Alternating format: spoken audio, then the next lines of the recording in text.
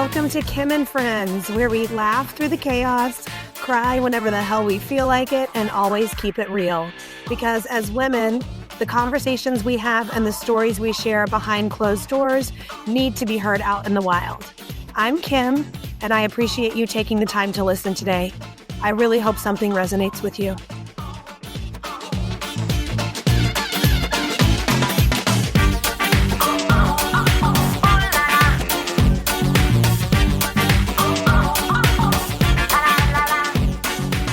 Hi, welcome to Kim and Friends. Hi, Julia. How are you? Great. How are you? I am good. I'm glad you're here today. Let me tell the people a little bit about you. All right. My friend Julia is in the studio with me today. She is a mom to the lovely Lucy, wife to her husband, Ryan. She's an online trainer and owns the online training business Ferocious Fitness. She's also event planner extraordinaire with a degree in hospitality. She's a group exercise instructor, and she's also a former competitive bodybuilder and powerlifter. But for the purposes of today's episode, Julia's most important credential is that she's someone I have the fortunate privilege to call my friend. So welcome to the pod, Julia. Welcome everyone to Kim and Friends. I think I'm ready to just dive right in if you are. Fabulous. Let's do it. Let's do it. So I texted Julia, probably like a month and a half ago to just sort of present a phrase to her that I wanted to deep dive in on here with her. It came to me, I don't know when, and I can talk a little more about it. You can if you feel something coming up instantly, or if you remember me even telling you about this, or I can kind of explain sort of what it brought up for me, and then we can spitball from there. But the phrase is, I exercise, I am not exercise. I love it. I love it. Yeah. Okay. Yeah. So who goes? You want to go? Oh my God. Sure. I'll go. I feel like in the fitness space, especially having been previously in the competitive bodybuilding space, fitness ends up becoming your identity in a way. And even, obviously being on the other side of that, many years removed from it, it still is like this weird little thing that haunts you. And it's like the back of your head saying, fitness should still be your identity. How dare you, not accept, that is like the number one most important thing. But the truth of the matter is, especially being moms and moving on from that and understanding how unhealthy that can be, how unhealthy that mindset was, even getting past all of that, it still feels like this thing that, I don't know, that comes up that, feels like this should be my identity. This should be a part of me. But when we boil it down, it's not that serious. It's not a person. Fitness isn't a personality trait, Right. It should not be a personality trait. But yeah, I'd love to hear your take on that too. That was just kind of my brain spewing things out. But I'm all about a brain spew. Yeah. So what you just said, it's a part. Mm-hmm. It's a part. It's an hour of your day, maybe not even that much, 45 minutes, 3 to 4 times a week. And when you work in the fitness realm, I think whether you've competed or not even, you're inundated with it all the time. I'm really struck by these people that go and do these other I know they're not robots, but it's like this robot life of their job doesn't have to do with fitness at all. And they talk about accounting or being a lawyer or selling houses or and we're spending not all day, but a good portion of our working hours talking about people's fitness, talking about their nutrition, talking about their plans. And then also trying to create a space for our own personal fitness plan. And it really does become all encompassing. Then you layer on the post-competition trauma, which I will always say, this is not everyone's story, but this is mine. And I know from speaking with you, you carry a lot of that damage. And then being a mom, like being a active, fit person, competitor, trainer, not having children, and then what that looks like after having children. And again, like you said, that voice in the back of your head, and it just lives there like,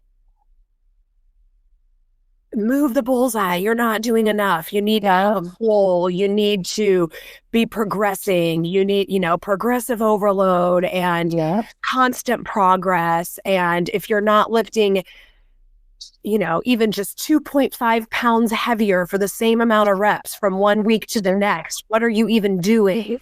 Absolutely. And that's not even touching the aesthetic part of it. I know, right? We'll get there. But it's like,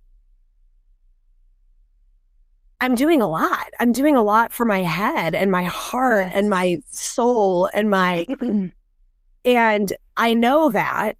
And I do feel like probably in the past 10 years, I really have put that at the forefront of my exercise, but how do I shut down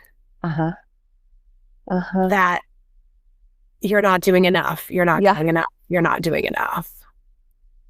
It's wild. It's like we were hardwired. Like when we went through these competitions and like are in the fitness space, it's like we've got this weird little extra hardwired piece that just like will not let go. Won't let go. Wild. So now let's talk about the aesthetic part of it. Take a deeper breath. The world's biggest mindfuck there ever was. Dear God. And I feel like it's so like predominantly known that these people, or us when we were those people, look like that for a split second. Truly. Oh my God. There are the friends, there are the genetically predisposed, there are but that's not the majority. And to spend 12 weeks, 16 weeks, 20 weeks with this like pinhole focus to get your body to look the most dehydrated while also keeping your muscles hydrated, the most healthy while also feeling your most unhealthy. And then it's over. And like a week later, the water retention is just like on overload. Oh my God. And I guess if you reverse out of it properly, it's not like that. I never reversed out of it properly. I don't know a lot of people who have competed. I've never met a person that reversed out of it properly. Oh, that's pretty good. They don't exist. I've never talked to one. I think it's a unicorn, but I will never forget one of the shows that I did was up in Chicago, and that was the one I actually, I don't know, did really well at, whatever. And I had plans to stay there for a couple of days and like party with Chicago friends and whatever. And, that night, of course, you go buck wild with all the food and the drinking and whatever. And woke up the next day to go like explore with friends and whatever. My feet, I don't even think would fit into the shoes that I had because my feet and ankles were so swollen from all of the sodium and the water retention and this and that. I couldn't, it was like an alien experience. Like I could not believe my eyes. Just the weirdest things happen to your body, amidst all of that. It is so wild. Anyway, that was just something that popped up in my head that reminded me of all the unhealthy ways behind the getting out of it, the reverse of it all. Yeah. And the experience of being on stage for maybe 3 minutes, max 10, Truly. where you're literally inviting judges to Predominantly male. your body up against other women's bodies, lovely women who I love and respect, and it like makes me a little queasy. I know. That I like invited that. I know. I know. It is so wild. And I don't know, going back to think like these judges, I don't, from my experience, from what I've seen, I mean, most of the time they're 90% male, which is fine. Is it though? It's not. Just kidding. It's not. It's really freaking weird. But I actually had a really interesting experience as well on the other side of that, being invited to sit and be like be a judge. I don't think that it was like a test type of thing to see if I liked it and they thought that I had an eye for it or whatever. So like being on the other side of it and like, going through the their bullet points that they're looking for, all of that stuff, which I felt like I had a pretty good idea of coming into it, just having the experience. But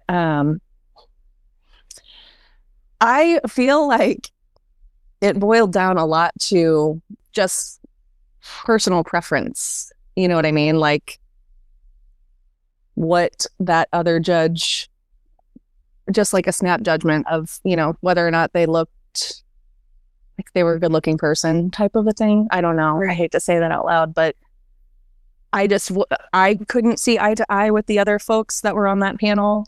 And I felt like I was being critical based off of the bullet pointed requirements type of a thing. And it just seemed it was just gross. Like there's no way to not be subjective. Right. Yeah. Yeah. It's just it's kind of a messy sport, right? Like it's just because it's so subjective. Right. There's really no black and white to it. Like it kind of lives in this weird gray. And I don't know. I want to say that I do have respect for it. I have respect for the sport. I think it's an interesting way to challenge yourself, but it's so challenging, especially as a coach, knowing that these things are so subjective and that you could have somebody that has a lot of potential when it comes to what they've built. They've like built this incredible sculpture, and to go out there and be, I don't know. I have so many mixed feelings about it.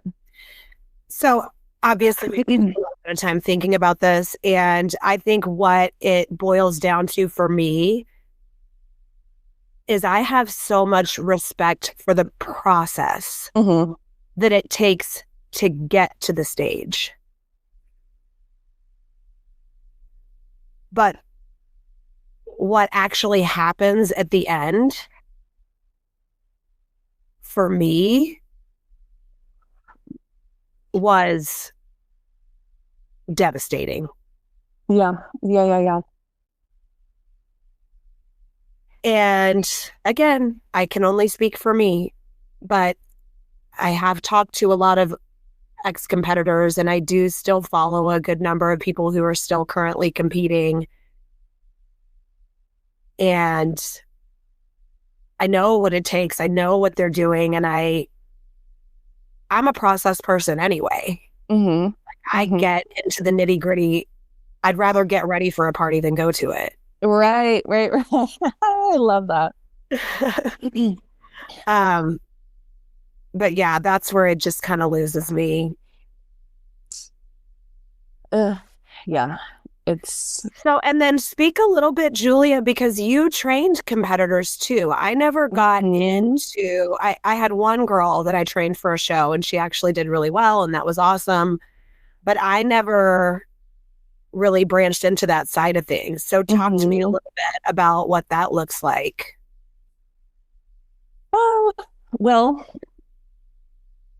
it's definitely had an evolution over the years, just like with, our mindsets around food and things like that. Like when I first met you, we were working together and doing, well, Kim was basically training me, and I was following nutrition guidelines and whatnot that we had kind of worked together on. But like back in the day, we'll call it, I mean, it's nearing, I don't know, probably 12 or 13 years ago, following more of what that bro style diet kind of looked like, Correct. where, it was very clean eating um, types of nutrition, which was great. It worked. But, as time has gone on, we've realized that we can, you know, introduce things a little bit more with a little bit more flexibility there. So anyhow, all of that to say, I definitely treated my competition clients a little bit differently than my standard lifestyle clients, of course, because, they've got their show that they're training for and things have to be zipped up and we need to, get down to a certain level of leanness, which is fun for me in a way because you get to see this transformation happen before your eyes, all because of this, you know, th- this protocol that you've put together. It's just kind of like you're almost like the artist, kind of like painting this picture. It's very satisfying. It's very cool. Um,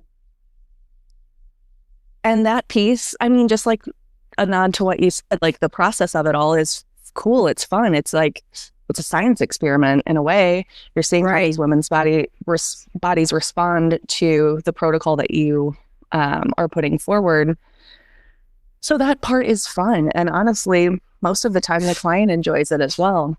But when it boils down to show day and the results and things like that, it's kind of, I feel like just rolling the dice, just truly rolling the dice. I feel like I got to a point where I had a great eye for what these judges should be looking for. And um, things have definitely evolved over the years, especially within the bikini category, just wanting to see more muscle, more leanness, which is kind of sticky as well.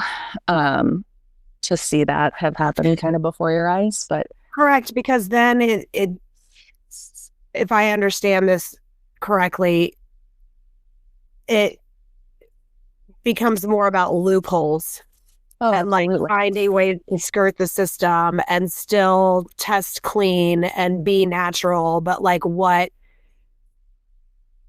is that line of like illegal and legal substances? Mm-hmm. Like Mm-hmm. how Oh, long can I use them before I can stop and then still test clean? Or Yeah, that's a whole nother thing. I mean, that piece is extremely frustrating.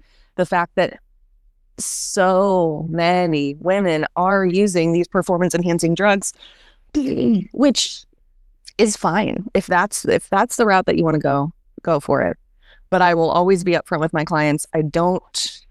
Not saying that I won't coach somebody into a show that is not tested, but the majority of the time I am coaching folks who are interested in competing in tested shows.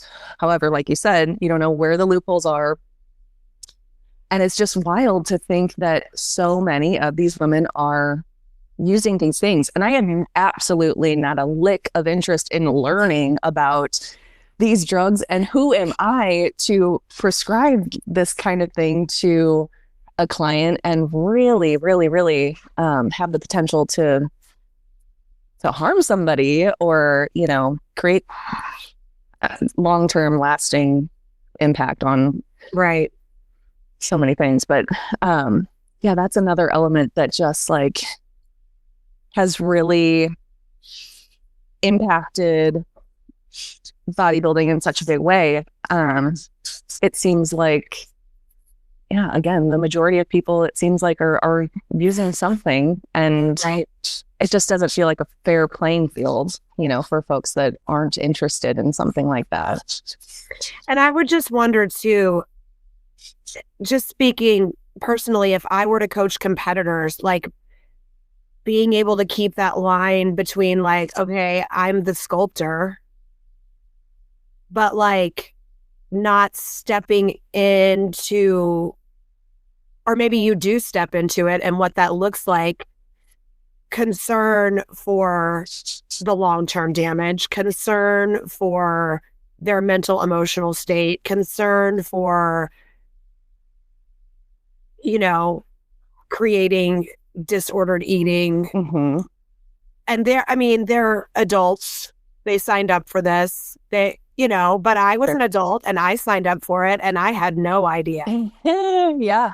where I was headed. Absolutely. So then as being an ex-competitor and knowing all of the damage that you work to rewrite, still, I feel like every day there's something that I'm like, I still have to kind of remind myself that it's okay to have like as much fruit as I want. Sure. Yeah. I get that.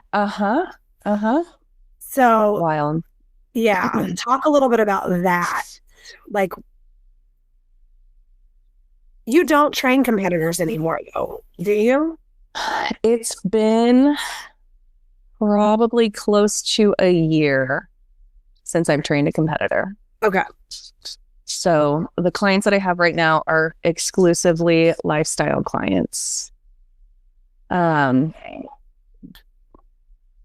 yeah, wait, go back to your question. I'm so sorry. So that line between the external, like that's what you're hired to do, like help me look a certain way, help me be my second set of eyes and get my body aesthetically to look how I want it to look. Mm-hmm. And then carrying what it did to you with your relationship with food and with your body, and Sure. keeping that separate, or maybe not keeping it separate when that's treating someone else. Yeah. You know what? I would say that my approach to these folks is a lot more gentle than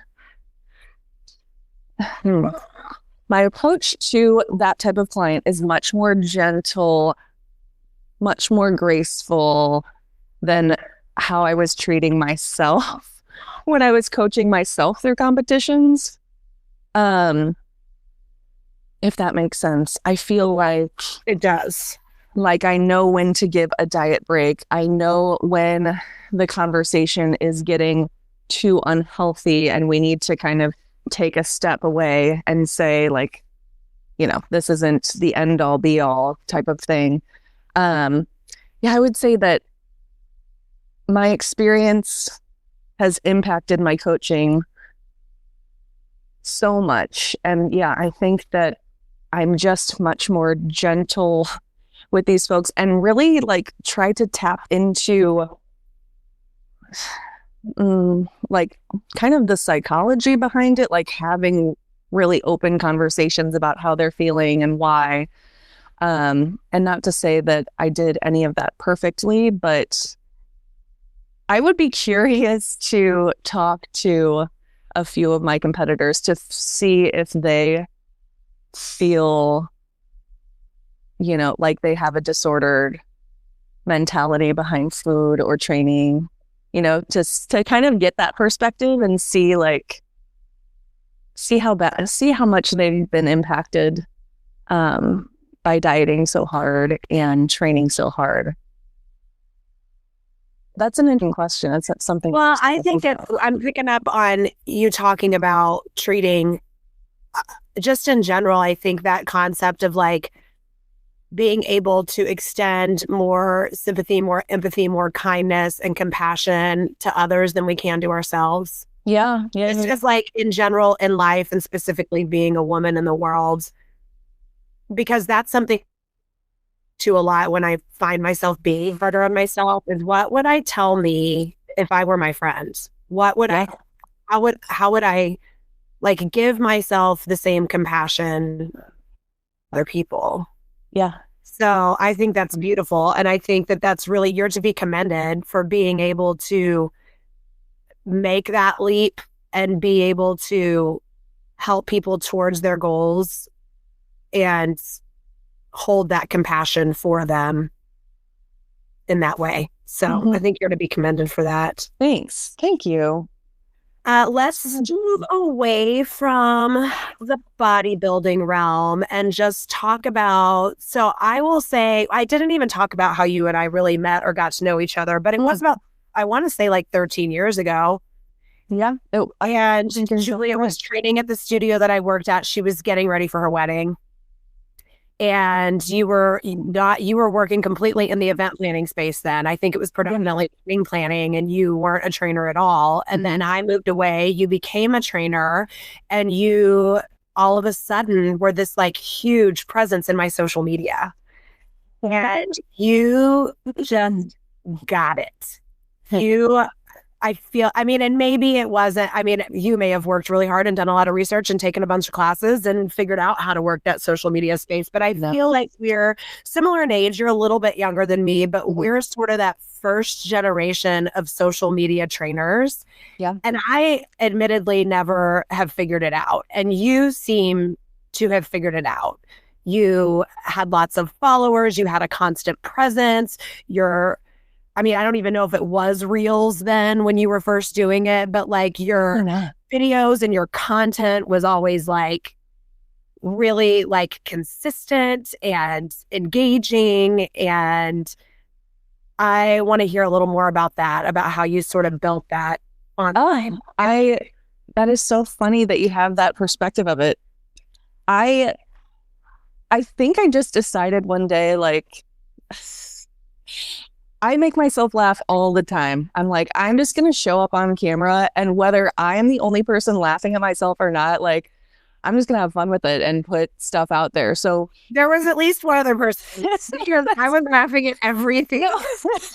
Well, and then, it's kind of like the fun of like people engaging with that and getting all this commentary back and having things in common that you're finding with people. Like, literally the root of social media, like to be social with one another. And it all clicked and it made sense. And I was having so much fun with it, and making all sorts of really great connections. I mean, like, I've made good buddies on Instagram that I've never seen in person that, we chat about whatever it is. But well, that's even interesting with like me and your connection, because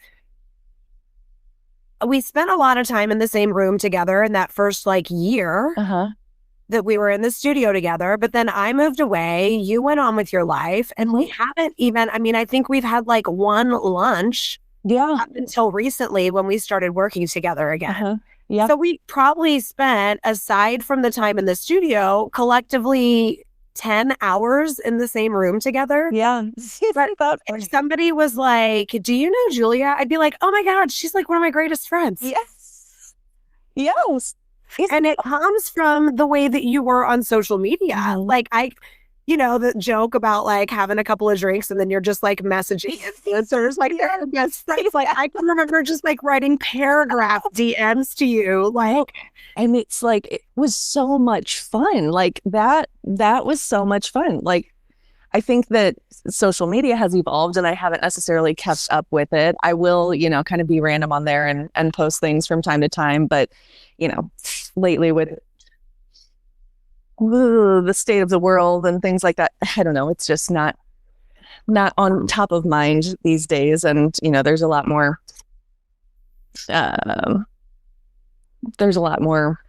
stuff out there that people are talking about that, anyway, all of that to say, like, I was just putting silly stuff out there for the most part, like it really, most of the time it didn't have to do with fitness. Sometimes it did. Sometimes it was, just funny stories throughout the day or, I don't know, just sharing my weirdness with the world. Car rots in the gym parking lot. Yeah. Yeah. And she like had this, guys, she would go get an iced coffee.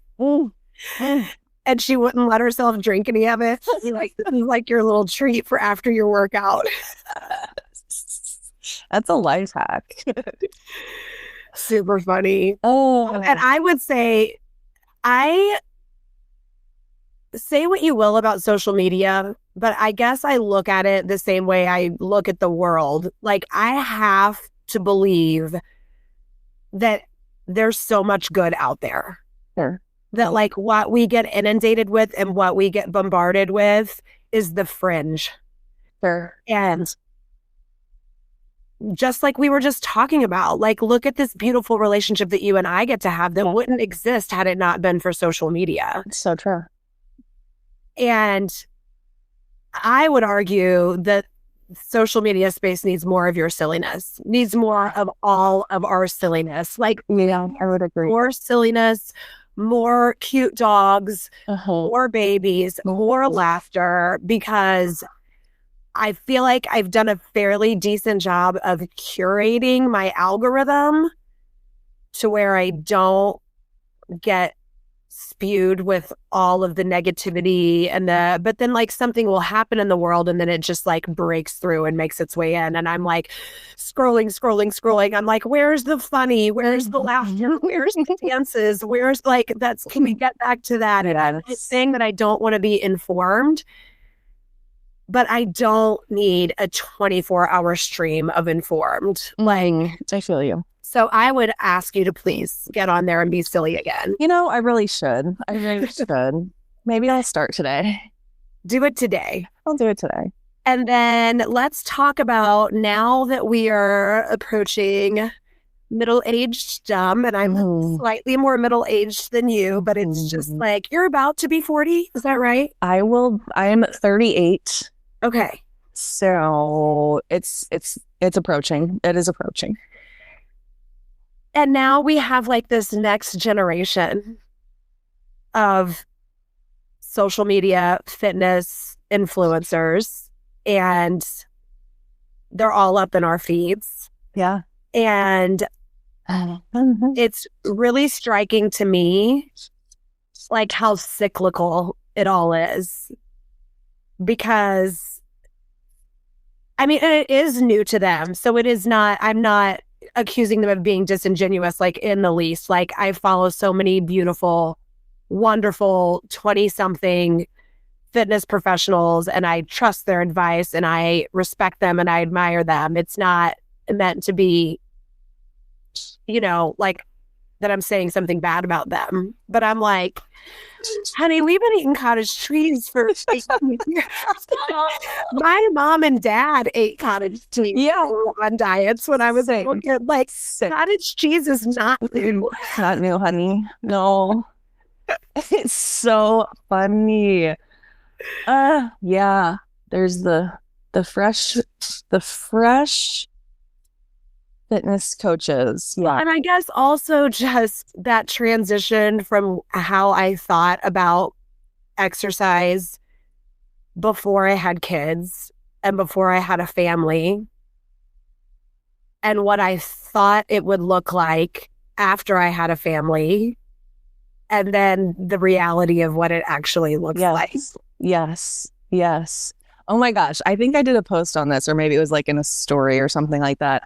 But it was literally like an apology to any clients that I had before becoming a mother, because I felt like I kind of leaned into that toxicity of everybody has the same 24 hours in their day.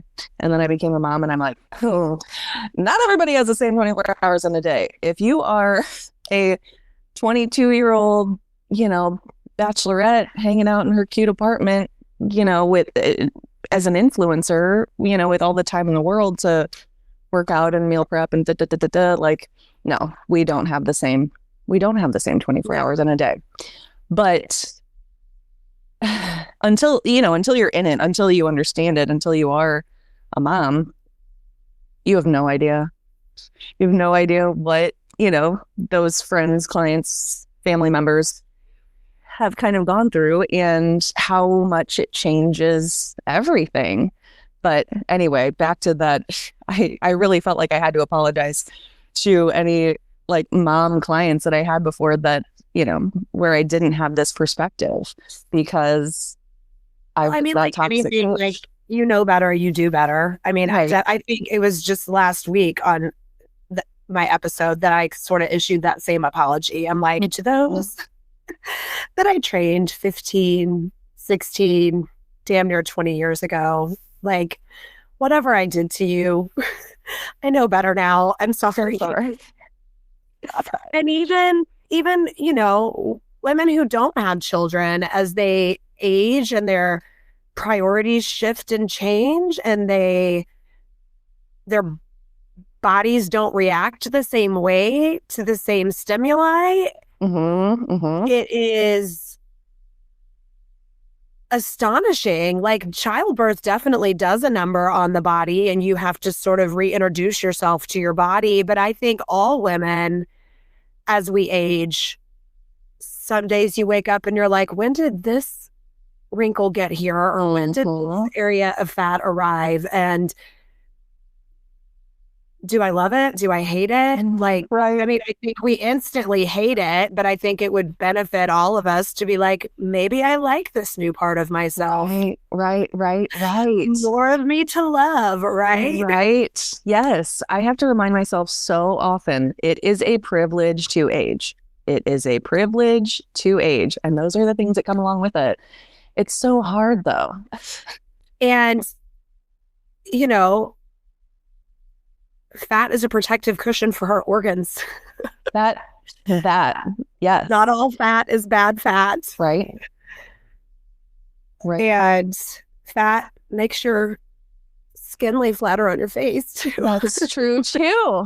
When I lean out now, my face does not look how it did when I leaned out in my 20s. Right. But again, I mean, yes, we care about how we look, and I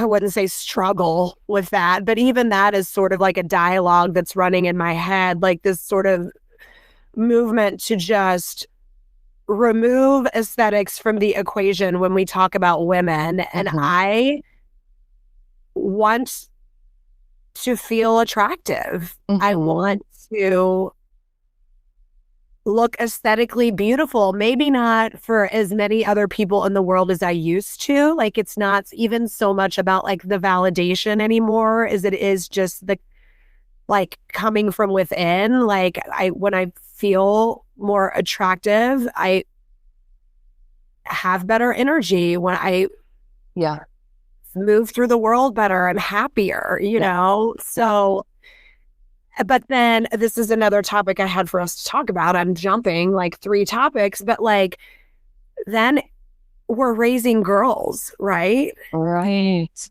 We're trying to show them that like, you don't have to get your worth from your beauty. You don't, but also like, it's okay to want to look beautiful. Right. This is such, that's a challenging one. Yeah. This is and I screw it up all the time. I feel like I'm constantly an apology with Edna. And she's like, to the point to where she's like so eye rolly about it now. I'm like, like she went with me to get my Botox the other day. And I said to my injector, like, yeah, I knew it was time to come in because I was starting to hate my face again. And I'm like, I do not hate my face. Like, that's not even a true statement. I don't hate my face. But I'm like, your 13-year-old daughter is sitting right there. Like, you have been working for the past 13 years to make sure she doesn't hear things like this come out of your mouth. Yep. And like, I just fucked it up. No, she knew you were joking. And then even that, like, Yes, she knows I get Botox. Yes, she can come with me to my appointment. Like, I'm not keeping secrets from her. Which I think is important. And I don't get Botox for anybody else but myself. That is for damn sure. Yeah. I'm sure it is not so that my husband thinks I'm more beautiful. I'm sure he would much rather us not spend that money, but he never say a word. I mean, that's a good man right for me. But yeah, so then we're in the car and here I am, an apology. Like, and I don't hate my face. I don't even know why I said that. And I'm sorry that you heard that. But like, just so you know, I don't hate my face. She knew. That is so funny. I'll never forget. I mean, Lucy was probably 3 at the time. And we had just decided to like, we're just going to go get dinner, like go to the Mexican restaurant down the street from our house, something like that.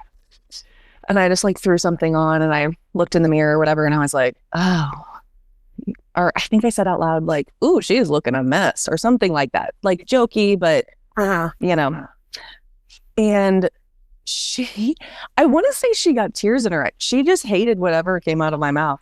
And she looked up at me and she's like, Mom, you're not a mess. You are always beautiful. I mean, and so young to even like be paying attention to what was going on, you know, or what I was even saying. But I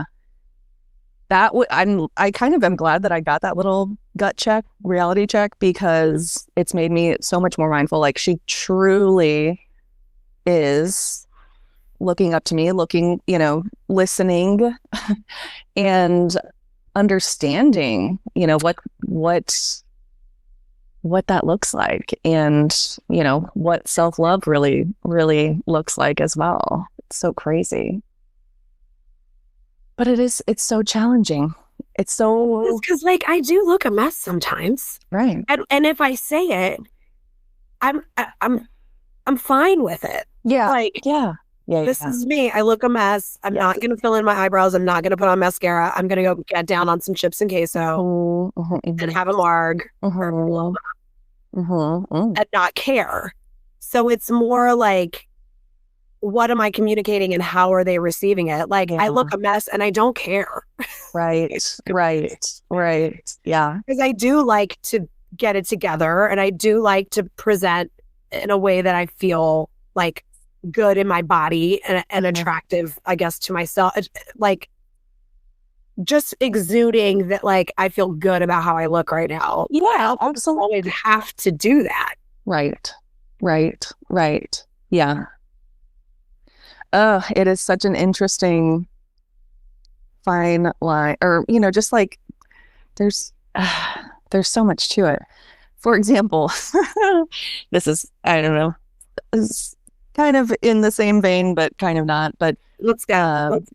Recently, I accidentally turned Lucy on to the Dallas Cowboy Cheerleaders reality show. I was watching it and she became interested in it, and I just let her watch it with me, even though she's 6 years old and she should not be watching it. But here we are. And she just loved it. Absolutely loved it. And I'm not saying there's anything wrong with being a Dallas Cowboy cheerleader or any cheerleader or any dancer, performer, whatever. But it has definitely become a part of her personality right now. This is the phase that we are in. She wants to be a Dallas Cowboy cheerleader. And so we got her the full costume for her birthday. She's got the white boots. They are absolutely everything. They're so cute. But, you know, it's like a crop top, little like bra top with fringe on it, and then the little white booty shorts, basically, and the white boots. Anyway, all of that to say, is that appropriate for a 6-year-old? I don't know, but it's fun, you know? Well, and just, well, that was the weird thing for me too, because like I grew up in the age of like dress codes and like we couldn't, you know, wear spaghetti straps and we couldn't show our bellies and we had to like have shorts that like if our arms were at our side, we had to be touching shorts, not skin. And there's been a lot of progress made to not, I mean, ultimately that was like over sexualizing us, right? Like you have to cover up because you have to be in line with not disrupting the male's education in the room. Yes, yes, And yes. now Edna's in the public school system, and it is much like, I think their dress code is like, you need to be wearing appropriate clothing to do the activities that you are doing that day. Okay. I love it. So, like, no, you can't wear clothes that are going to fall off in PE.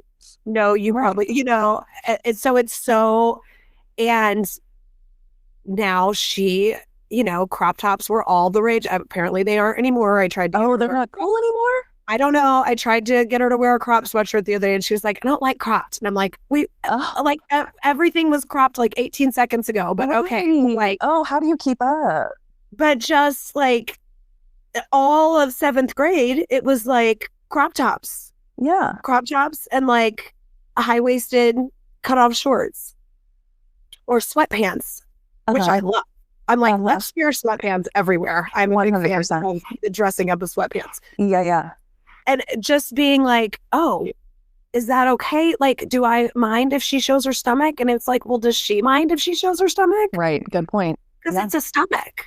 Right. It is. That's what it. It is. Like it doesn't, if it's become something more, it's because somebody's assigned that to it. It's very true. And like teaching, I feel like you're teaching Lucy to be comfortable in her body. Absolutely. And that absolutely is like top of mind all the time. Like I'm trying to play out the opposite. Oh no, Lucy, that wouldn't be appropriate for a 6-year-old little girl to wear that. Right. Well, where do we go with that conversation? Why is that appropriate, mommy? Oh, because grown men might, like me. So. No, yeah, probably wrong. Yeah. So I don't know. I feel like we're taking a page out of the same parenting book. I feel like I would have gotten my freaking son a Dallas Cowboys cheerleader. Oh, that's what he wanted. Goose has gotten into wanting his nails painted. I love that. We like went and got a mani-pedi.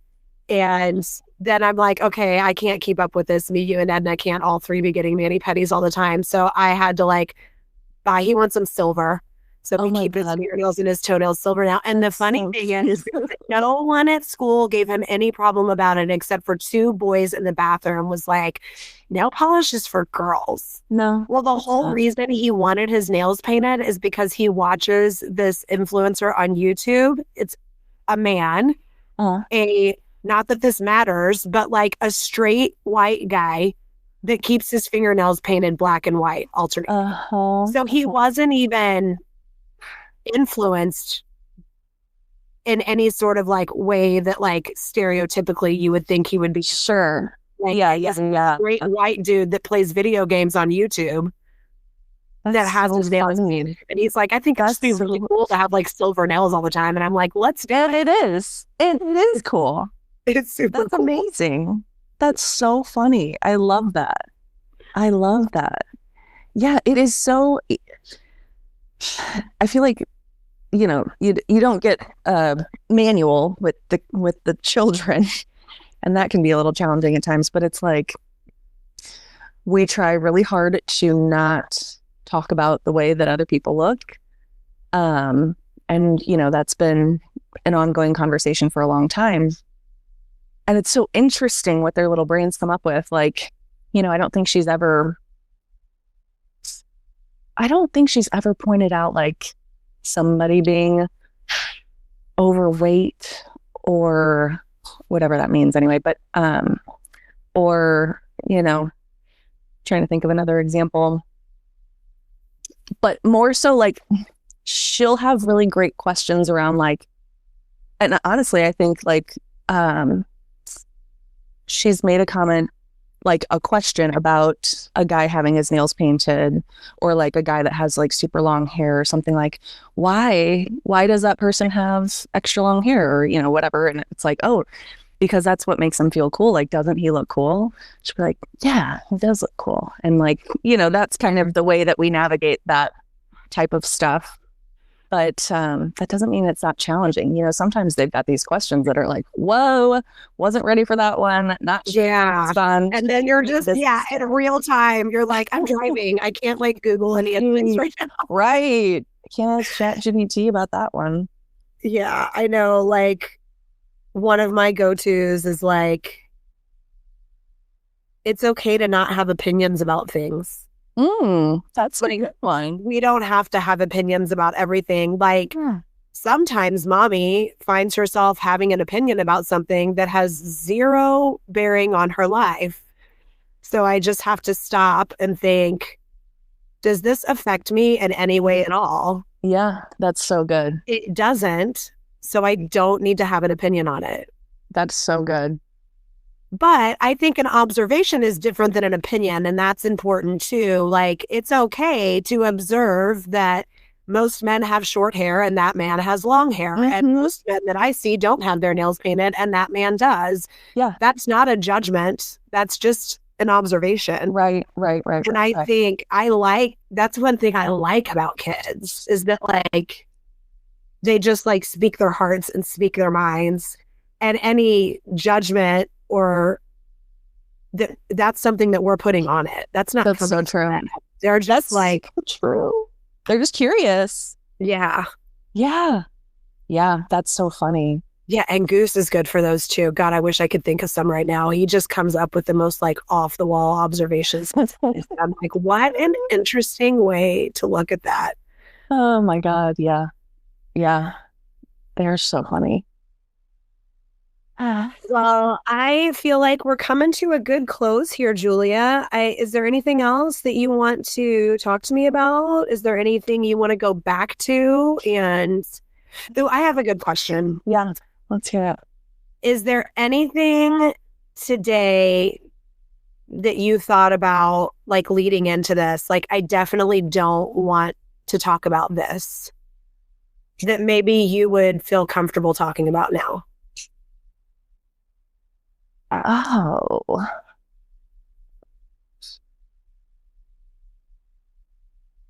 my gosh, I don't know. Nothing particularly comes to mind. Like, I don't know. I feel like in my head, like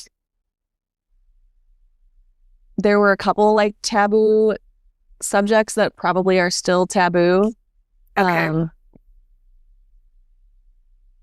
So no, I don't know. Well, I feel like that's a good answer because I want people to feel comfortable. Like, I feel like that's sort of what I bring. Oh, you absolutely do. Feel comfortable talking with me. Absolutely. But I just think it's interesting to think about, like, I don't know, we all have like our preconceived notions, like going into situations like this. Most people haven't been on a podcast before. I never, I mean, I had once before I started hosting one. So it's just interesting to me to think about, like, and I think I asked my friend Sarah too, when I talked to her a little while back, like, was there anything that you were like, well, we definitely just like can't touch on this topic? Sure. Yeah. I don't know. It's funny, like when we're talking about going back to the competition stuff and, you know, the toxicity of it all. I kind of think in my head, and I don't know why I allow this like narrative to be there, but it's like, ooh, I wonder if like, if another coach is listening, like if they would strongly disagree with some of that stuff, or I don't know. There's that, but I get that. I think I always get concerned about like offending anyone who's still in that competitive realm. Right. But then I feel like if they were offended by it, it's because something in it probably strikes on some truth with them. Yeah. No, you're probably right. And that's, you know, if they want to talk with me about it, I'd love to, but like, that's not my fault. Yeah. No, you're exactly right. You're exactly right. I mean, and bodybuilding definitely doesn't hold a monopoly on, you know, having disordered things happening to, you know, get to be elite, the best, you know, I mean, that's happening in sports everywhere. Right. Yeah. That's so. I mean, and I just scratched the surface. I didn't even, I very quickly found that I was not going to, it was gonna break me, or I was gonna back away slowly. So I'd be interested to talk to somebody that actually has been in it for, decades and done 15, 20 shows and that would be fascinating. Lives in that cycle of like bulk and lean and bulk. Yeah. And is also a mom and is also raising a family because I see them. Yeah, they're out there. I watch them on my Instagram, on my reels. Yeah, they exist. Yeah. And I used to compete with some of them. Like some of them I haven't talked to them in a long time, but I consider them friends, Right. So I'd love to get their input too. Maybe I'll get brave enough to do that someday. That would be really cool. I would love to hear that, honestly. We'll have to think about that. Put that on the back burner. Yeah. Well, Julia, like I said, you've just been a wonderful friend to me. Even I think when you didn't know you were being that, I've just always felt like kindred spirit connection with you, your energy, your honesty, your openness, your vibe. I love seeing how you parent. I love seeing how you talk about your marriage. I would encourage everyone, give us your Instagram handle. Oh my God, that's so funny. It's Coach Julia _FF for Ferocious Fitness. So, I mean, she's a wonderful online trainer if you're interested in, doing an online program, but also I would encourage you to follow her just because she's fucking funny. Oh my God. Thank you so much, Kim. You're making me feel a lot cooler than I really am. Oh, that's what I'm here for. That's what I'm here for. I believe that you're that cool. And then if you would like to connect with me, you can find me on Kim and Friends at Kim and Friends on Instagram. I'd love to hear your feedback about this episode. I'd love to hear any further questions that you might have for me and Julia. I'd be happy to have her on another time and we can talk about more stuff. And if any of my bodybuilder friends that are still doing it are out there and want to come on the pod, you can reach out in my DMs too, and we can see about getting that on the calendar. Thank you all so much for being here today. I hope you took something away from our episode, and I'll see you next week. Bye, Julia. Bye. Thanks for having me.